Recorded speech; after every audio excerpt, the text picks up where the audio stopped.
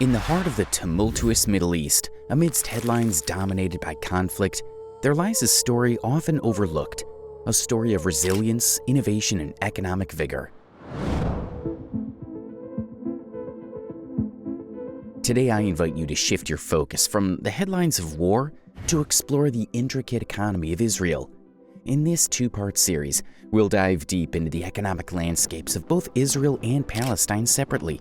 So, let's set aside any personal views as we journey through the dynamic and intriguing world of Israel's economy.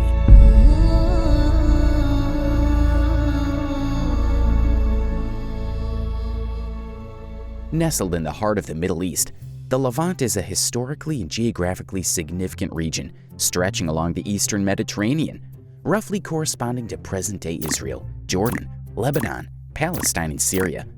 Often associated with turmoil and complexity, it's where our story unfolds. In this intricate landscape, Israel shines as an impressive economic powerhouse, boasting a GDP per capita of $55,000. To put this in perspective, its neighbors like Turkey, Iraq, and Jordan fall far behind, and even the wealthy Saudi Arabia pales in comparison. It also surpasses economic heavyweights like the UK, Germany, or Japan. What is the story behind this remarkable economic ascent? The foundation of Israel's economic success is deeply rooted in its unique historical backdrop. The territory we now know as Israel and Palestine was once known as Palestine, a land with a rich and complex history. Over the past 2 millennia, it witnessed the ebb and flow of various dynasties and rulers. However, it was after World War I that the British took control of the region, a time when Arabs constituted the majority of the population, accounting for 3/4, with Jews making up just 13%. It was during this period that a Jewish national revival movement ignited, aiming to establish a homeland in this ancient land. Then, after World War II and the Holocaust in Europe, Jews from around the world started moving there. Their numbers grew quickly, and by the end of World War II, 1/3 of the population was Jewish, reaching over 600,000. This led to tensions and violence between Arabs and Jews.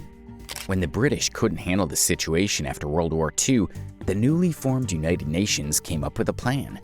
They suggested dividing the land into 2 separate countries, one for Jews and one for Arabs. This proposal, known as United Nations Resolution 181, was a significant moment in the region's history and changed the map dramatically. How dramatic? Well, it kind of looked like a jigsaw puzzle. After the Resolution 181, the Jewish community saw it as their right to have their own country.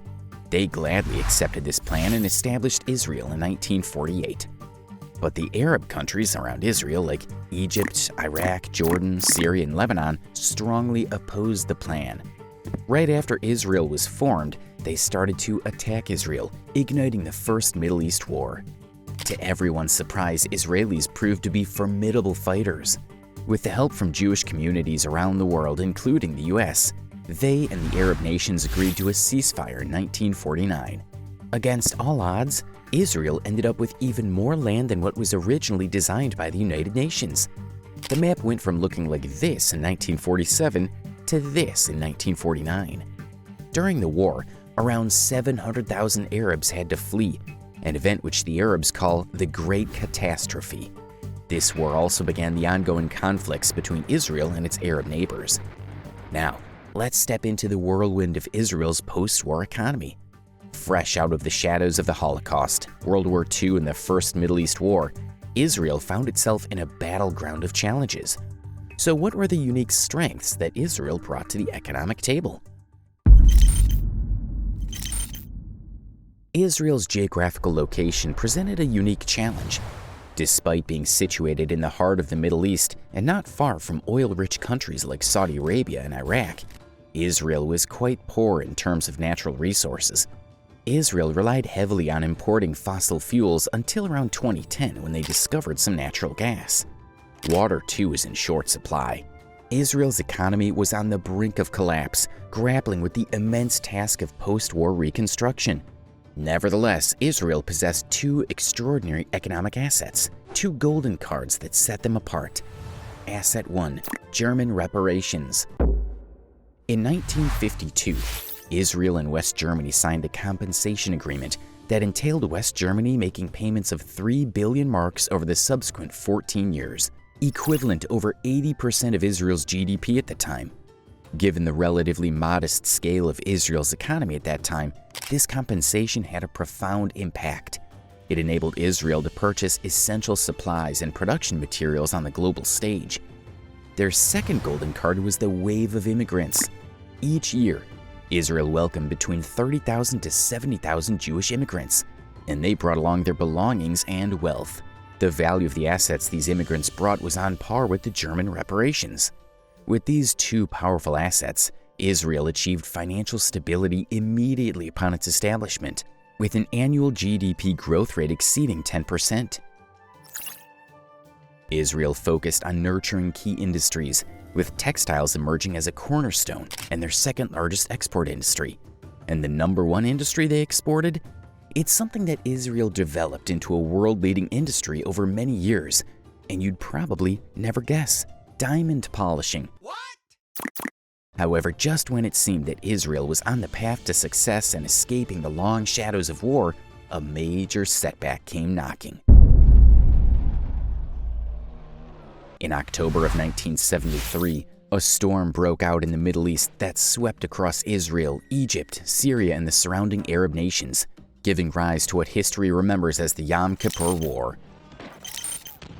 It was a confrontation of unparalleled magnitude that would later overshadow the entire planet. As the war raged on, it transformed into a clash of titans, a confrontation between the United States and the former Soviet Union. But the significance of this war lay beyond the battleground. In a region teeming with oil-rich Arab countries, there was a seething discontent with the overt U.S. support for Israel. So they, led by OPEC, imposed an oil embargo that reverberated across the globe, targeting nations like Israel, the US, the UK, and Canada, locking them in an oil stranglehold that endured for an entire year. During this oil embargo, the world witnessed an unprecedented phenomenon. Oil prices soared, tripling in price. The planet experienced its first ever global oil crisis. Fast forward 6 years, the Iranian Revolution triggered a second oil crisis, causing widespread inflation. In the US and the UK, inflation rates surged to around 10%. On the Israeli side, which lacked oil to begin with and was facing the Arab oil embargo, the inflation was even more severe. To fund the war, they had to borrow or print money. As a result, hyperinflation reached 450% in 1984, with prices quadrupling each year, similar to the situation in present-day Venezuela. This period is referred to as Israel's lost decade. This brings us to a legendary key figure in Israeli politics, Shimon Peres. He is particularly renowned for his diplomatic talents, successfully persuading the US and France to purchase large amounts of arms from Israel.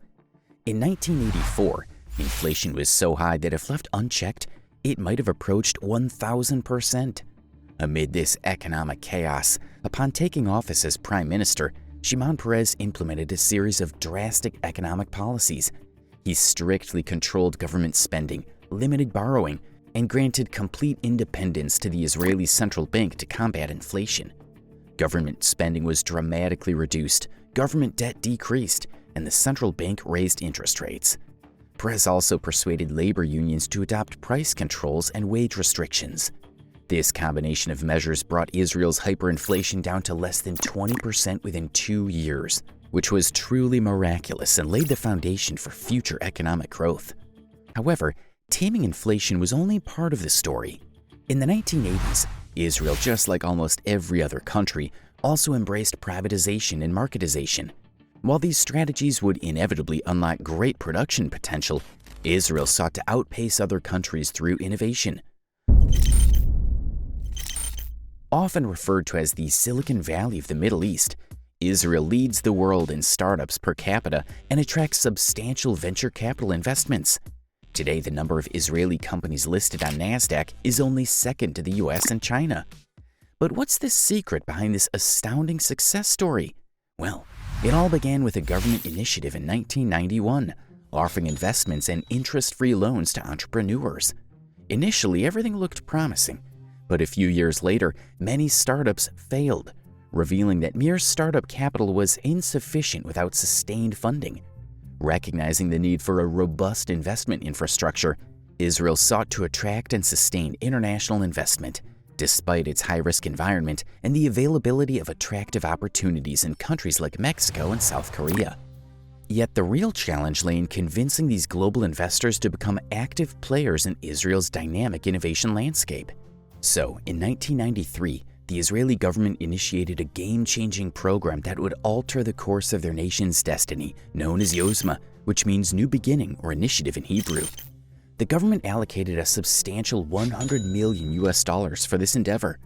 Out of this sum, $20 million were immediately invested in a selection of high-tech companies, while the remaining $80 million were strategically divided into 10 separate funds.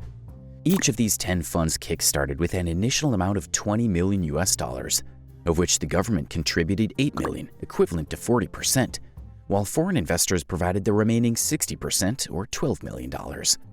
To entice foreign investment, the government offered exceptionally attractive terms. If you jumped aboard the Yozma project and reaped profits, not only could you pocket 60% of the returns, but you also had the opportunity to purchase the government's 40% stake at a minimal interest rate.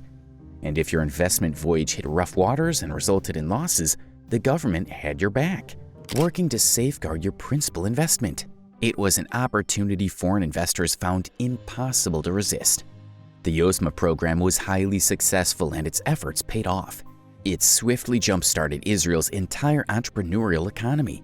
And as if that wasn't enough, the government didn't stop there. They introduced second and third phase investments. Among those first 10 funds in Yozma's debut phase, 6 of them boasted an annualized return rate of over 100%.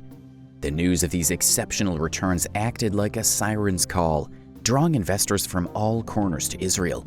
Between 1992 and 2000, the number of venture capital funds in Israel didn't just increase, it skyrocketed from a mere 20 to a jaw-dropping 513. And as for the banks getting in on the action, well, they went from 1 to a staggering 28. Fast forward to today, and Israel is home to over 6,000 startups, most of which specialize in high-tech niches.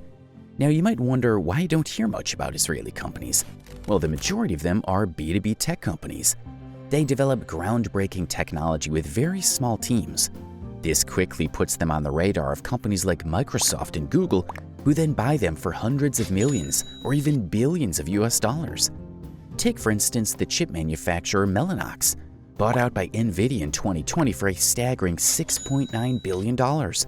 Or the autonomous driving technology firm Mobileye, snagged by Intel for a jaw-dropping $15.3 billion.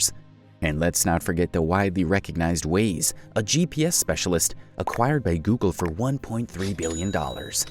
But beyond the government's supportive policies lies a fundamental driving force powering Israel's economic journey: its people. The heart of this economic engine is deeply rooted in Jewish culture, which places high value on education and hard work. It's no surprise that Israel's education system shines brightly, boasting many prestigious universities. But there's more to it than just academics. Jewish culture places a strong emphasis on business acumen, risk-taking, and a go-getter attitude. For centuries, Jews have faced challenges and exclusion, often being minorities in different parts of the world. The history of resilience pushed them to rely on themselves and form tight-knit business communities for survival. Picture growing up in a Jewish household, where the constant message revolves around seizing business opportunities, making smart financial moves, and avoiding working for someone else. These ingrained teachings leave a profound impact and often lead to success. In 2014, for example, 44% of American Jews earned over $100,000, compared to just 19% of the general U.S. adult population. Now, this is in the U.S. In Israel, where Jews come together, their collective desire to take risks, make money, and the strong support from the government foster rapid success for many. Its law of return invites Jews globally to return and become citizens, significantly boosting the population. Along with high birth rates, this contributes to the nation's pool of talent, which is reflected by the country's near-perfect isosceles triangle. Now let's discuss a topic concerning Israel that simply cannot be overlooked: war and military. It's a sensitive topic, so let's stick to objective data. It's no secret that Israel stands as one of the United States' closest allies. Here's a look at the military and economic aid the US has provided Israel over the past 70 years. In the tumultuous 1970s and 1980s, during the era of soaring inflation and Middle Eastern conflicts, the US provided over $16 billion annually in economic support and military aid, bolstering Israel's economy during challenging times. After 2000, when Israel's economy began to stabilize, the US shifted to providing only military aid, amounting to tens of billions of US dollars each year. When you add it all up since the end of World War II, the US has contributed over $150 billion to Israel. So while Israel's remarkable success is undeniable, it's crucial to acknowledge the invaluable support from the US.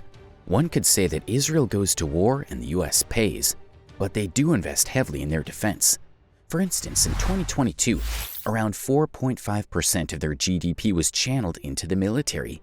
Back in the 1970s, amidst intense Middle Eastern conflicts, that number peaked at a staggering 30%. Just imagine the economic impact of allocating such a substantial chunk of the annual output to war. It's no surprise that inflation followed in the wake of such extraordinary military expenditures. However, this significant investment in the military, coupled with US support, has resulted in a highly developed and profitable Israeli arms industry. They not only developed advanced weaponry, but also turned it into a thriving business, selling weapons globally. Their arms exports tell an impressive story. In 2000, it was $2.5 billion, and by 2020, it had surged to $8.3 billion. The past 2 years witnessed an even more remarkable surge, reaching an astounding $12.5 billion in 2022. Why? Well, the arms industry operates in its own league. When global turmoil sets in, economies waver, but the demand for weapons often surges. Israel, strategically positioned amidst geopolitical challenges, managed to turn this demand into an economic stronghold, offsetting risks and fluctuations. Recent examples like the Russo-Ukrainian conflict, the oil crisis, the economic downturns show how Israel's weapons continue to find eager buyers. The Israeli military is also a major pillar of the country's high-tech industry development. There's a unique unit within their military called Unit 8200. Israel is generally known for its prowess in military intelligence, and a crucial branch of this intelligence is this Unit 8200. It excels in clandestine operations, signal intelligence, code decryption, cyber warfare, and much more. What's even more remarkable is what happens after their military service. Former Unit 8200 soldiers rise to prominent positions in leading international IT companies and Silicon Valley giants. Wix, for example, a very famous website company, which is listed on NASDAQ, was founded by a former member from Unit 8200, and so is Waze, which was mentioned earlier. As we close this first part of our story, we remember that behind the numbers and the headlines of today are real people with real stories. In the midst of talking about who's fighting who, we often see the faces and hear the voices of innocent civilians that express genuine helplessness, powerlessness, and even hatred. There is a deep-seated animosity and grudges on both sides. It's with a heavy but hopeful heart that I say, may peace arrive soon.